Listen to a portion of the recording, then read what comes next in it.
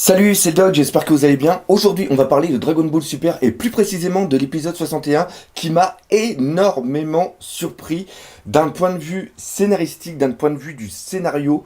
C'est absolument dingue. On n'a pas l'habitude de voir ça au niveau de Dragon Ball. J'espère que je vais pas trop dire One Piece dans cette vidéo parce que là, j'étais déjà parti pour faire un putain de lapsus.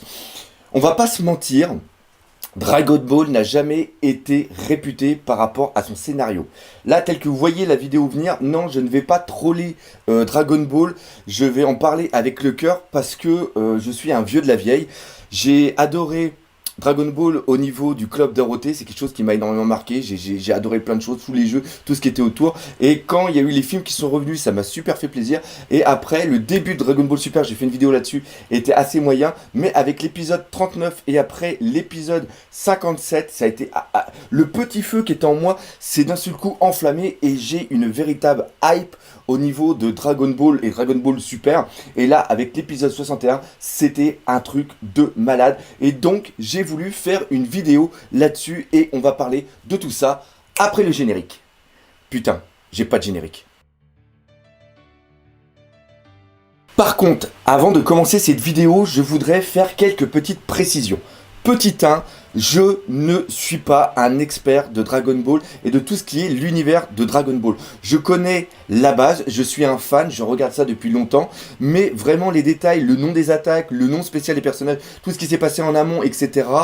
Vu que je suis pas concentré là-dessus, et bah, il se peut que dans cette vidéo, je dise des conneries. Donc si je dis des conneries, et je vais en dire des conneries, n'hésitez pas à me le dire dans les commentaires, mais c'est pas la peine de me bâcher, de me dire que je suis une grosse merde ou un gros nul. Je vous le dis que je suis déjà une merde. Donc c'est pas la peine de me... Dites-moi pourquoi je me suis planté, et moi en lisant les commentaires, bah, ça va me permettre de me faire des petites notes, puis de pas refaire les mêmes erreurs.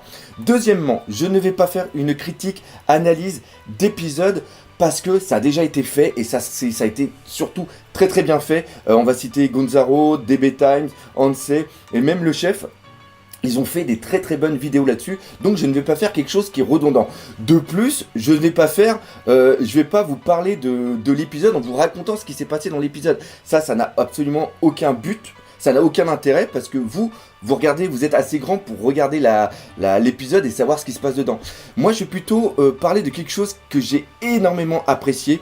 C'est premièrement les voyages dans le temps. Je trouve que c'est super couillu de faire un arc entier basé sur ces voyages dans le temps. Pourquoi? Parce que les voyages dans le temps, il n'y a rien de plus merdique au niveau de la trame scénaristique. Ça aide parce que ça permet de, si tu as des petits problèmes, de dire ah ouais mais c'est par rapport au voyage dans le temps, tout ça. Mais surtout c'est super casse-gueule par rapport à tout ce qui est les paradoxes et tout ce qui est les problèmes de timeline. Et d'ailleurs il y en a énormément là-dedans, c'est une folie les timelines.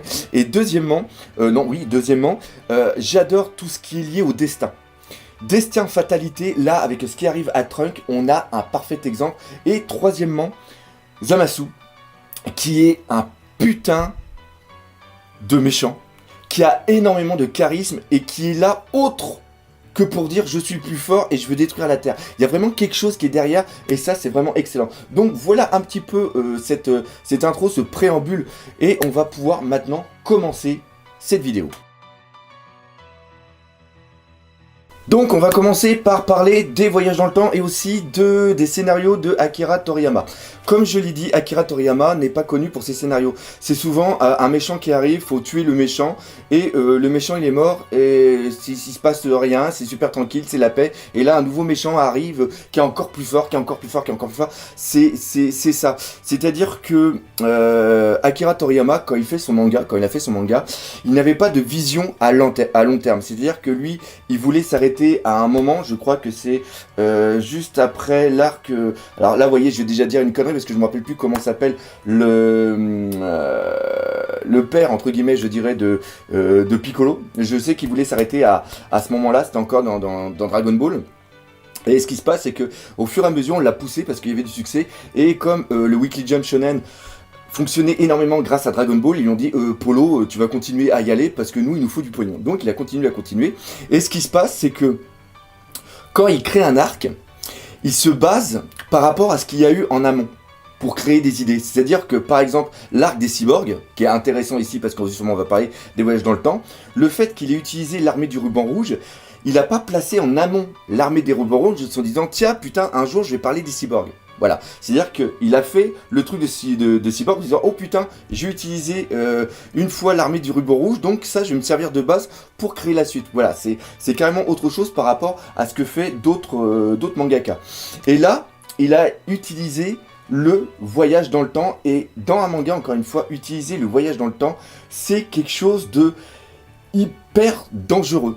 Mais il a réussi à trouver une sorte de ficelle pour garder une certaine cohérence. Pour moi, les deux bases qu'il y a au niveau du voyage dans le temps, c'est par rapport au roman La machine à voyager dans le temps, qui est de Herbert George Wells, qui a été fait en 1895. Là, ça pose vraiment les bases. Et après, bien sûr, il y a eu la trilogie Retour à le futur. Et là, ce qui est important à remarquer dans ces deux choses, c'est-à-dire que quand tu voyages dans le temps, tu peux déjà aller dans le passé, mais tu peux aller dans le futur. Et ce qui se passe, c'est que quand tu vas dans le passé et que tu as une interaction avec le passé, tu changes la timeline, c'est-à-dire que tu crées une deuxième timeline. Et quand tu retournes dans le futur, tu retournes dans le futur qui est lié à cette timeline. C'est-à-dire que les personnes sont dépendantes du temps, et non pas le temps qui est dépendant des personnes. Je sais pas si vous voyez un petit peu ce que je veux dire. Par contre, dans Dragon Ball, ceci est totalement différent. C'est-à-dire que la machine à voyager dans le temps, elle ne fait que d'aller dans le passé. Et après, elle revient dans le présent auquel elle est partie. C'est-à-dire que la machine à voyager dans le temps que Trunks utilise a un point de retour. Et le point de retour sera toujours dans la même timeline. C'est-à-dire qu'on va prendre l'exemple quand justement Trunks part dans le passé. Il voit Son Goku et il dit à Son Goku, tu vas mourir dans le futur d'une maladie, je te donne un médicament et grâce à ça, si tu le prends, tu vas pouvoir vivre. C'est-à-dire que tu ne vas pas mourir de ta maladie. Et en ayant fait ça, c'est-à-dire qu'en donnant le médicament à Goku, il crée une deuxième timeline.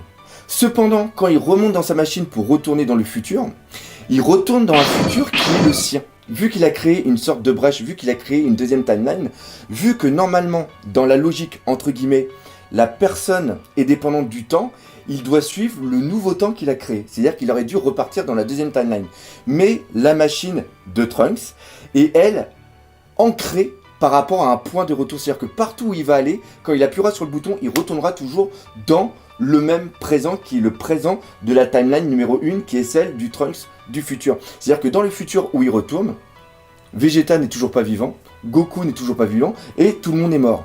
Et ça c'est quand même hyper important. Et je trouve que d'un point de vue du scénario, ça évite quand même pas mal de paradoxes parce que c'est quelque chose qui est propre à l'univers de Dragon Ball.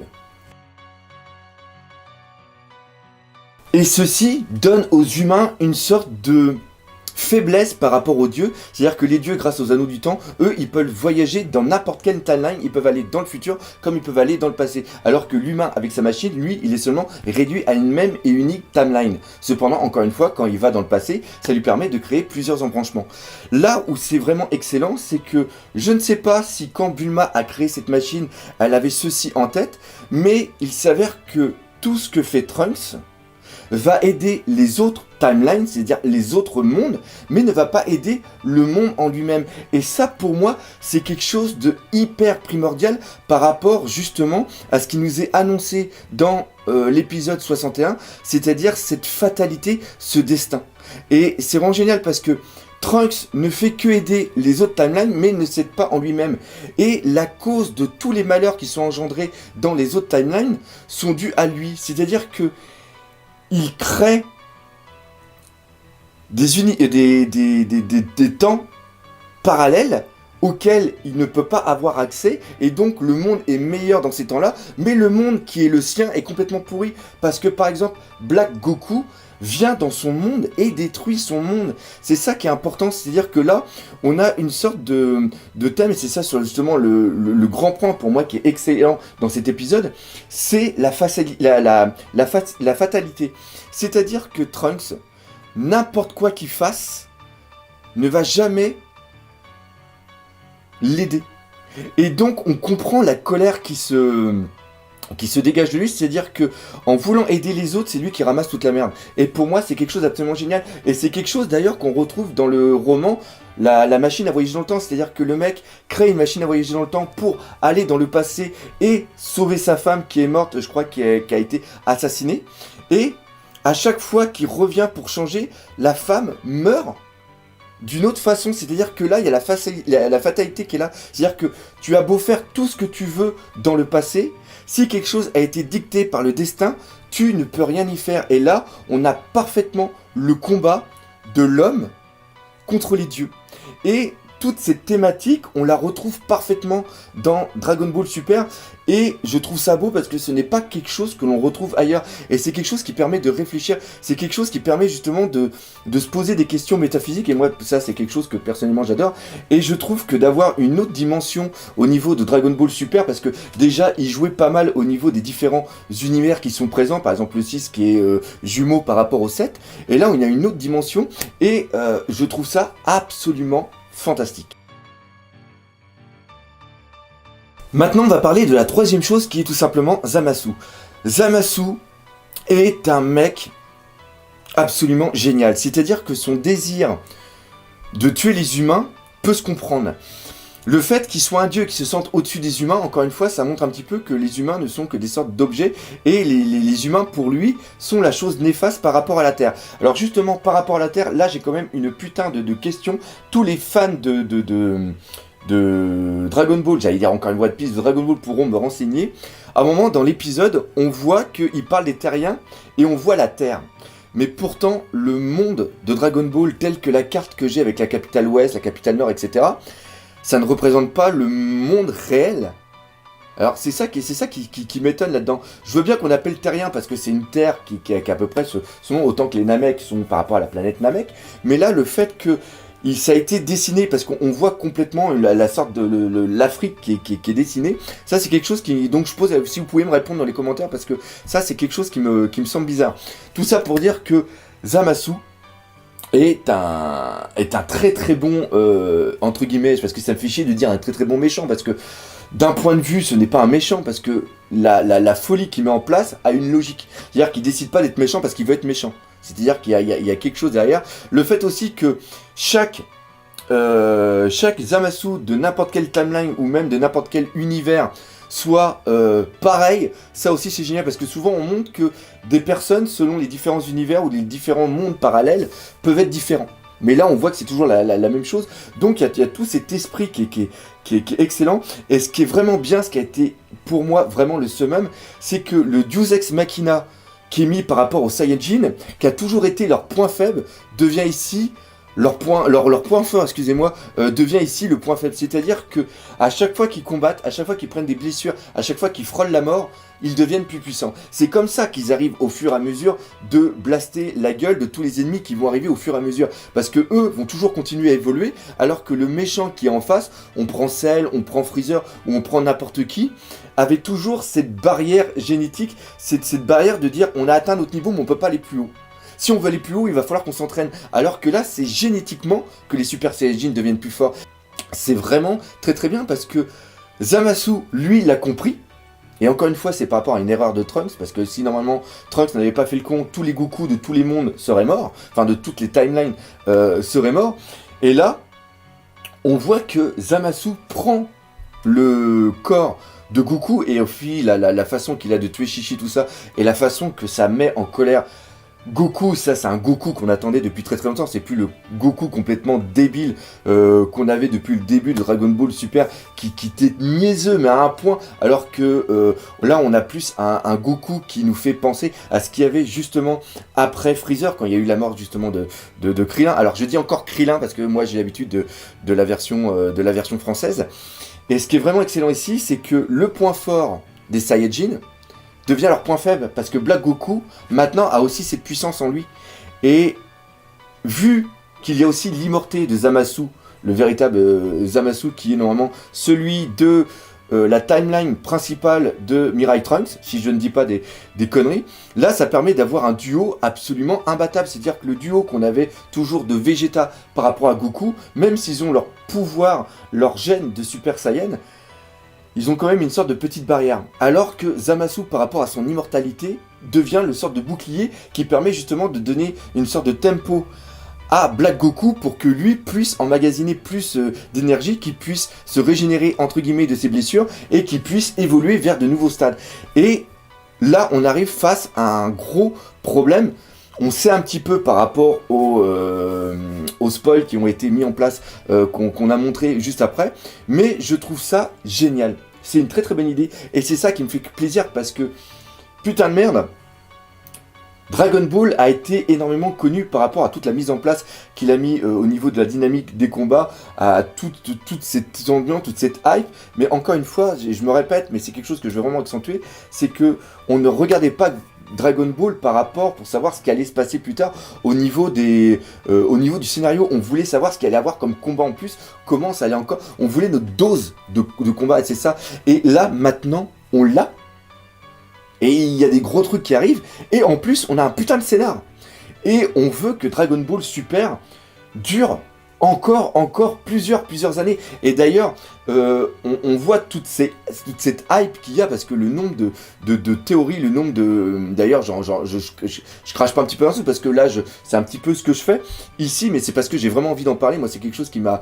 Et vous savez que j'aime bien partager, mais on voit qu'il y a de plus en plus de chaînes qui est en train de se créer au niveau de Dragon Ball Super. Dans le sens, tant mieux, comme ça fera moins de personnes qui parlent de One Piece, parce que One Piece en ce moment, il y a une petite hype qui est en train de descendre, mais ça, c'est pas le problème. Mais ouais, Dragon Ball Super a réussi à me surprendre, a réussi à m'émerveiller, voilà, ça j'ai réussi à le dire. Il a réveillé l'enfant qui était en moi, alors que pour l'instant, il y avait seulement que One Piece qui arrivait à faire ça, mais là, l'enfant qui était devant le Club Dorothée, qui s'émerveillait de Dragon Ball, il est là. Le gamin qui avait acheté tous les mangas en japonais, il est encore là, et il espère que le futur sera vraiment très très bon. Donc voilà. Donc voilà, c'est sur ça que se termine cette vidéo. Encore une fois, ceci n'est pas une critique, analyse d'épisode. Je ne ferai pas une critique, analyse de chaque épisode qui va sortir au niveau de Dragon Ball Super. Je ne suis pas là pour ça, j'ai assez de travail à côté. Par contre, c'est bien la chaîne Les Passions du Doc, et encore une fois, Dragon Ball Super a réveillé la passion qui est en moi, et si dans d'autres épisodes il y a des trucs qui me foutent des putains de mandales dans la gueule, et ben ça sera un très gros plaisir que j'en parlerai avec vous dans une vidéo qui est en un sens une petite réflexion du doc, comme j'ai l'habitude de faire un petit peu, que je vais faire un petit peu sur cette chaîne par rapport à différents thèmes. Encore une fois, n'hésitez pas à me dire dans les commentaires ce que vous en pensez, partagez autour de vous, parlez-en autour de vous, abonnez-vous à la chaîne, défoncez la gueule de ce putain de pouce bleu, hein, on va pas se gêner. Et nous, comme d'habitude, on se dit à bientôt pour de nouvelles passions du doc. Allez, salut! J'ai complètement foiré la fin. Va falloir que j'apprenne à faire une fin un petit peu mieux, non?